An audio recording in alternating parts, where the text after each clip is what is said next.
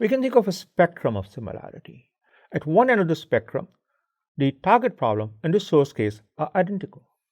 At the other extreme end of the similarity spectrum, the target problem and the source case have nothing in common.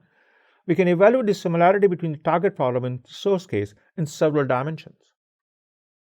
In terms of the relationships occurring in the source case and the target problem, in terms of the objects occurring between the two, in terms of the features of the objects, and in terms of the values that the features of the objects take.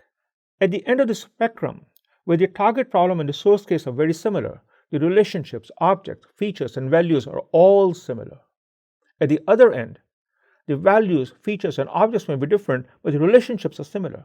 If the relationships too were different, then there would be nothing in common between the target problem and the source case.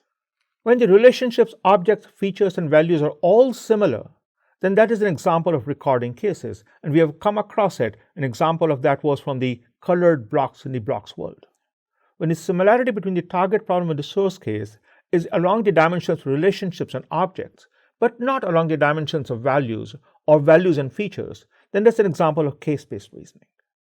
We discussed this method in the domain of navigation in urban areas. The objects or the concepts between the target problem and the source case being the same means that the domains are the same. So case-based reasoning is within domain analogy.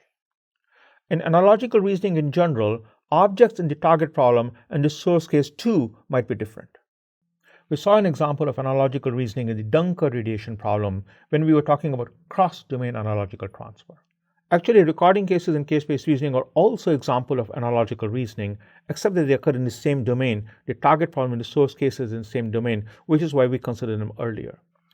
By analogical reasoning here, we mean cross-domain analogical transfer, as in the Dunker radiation problem.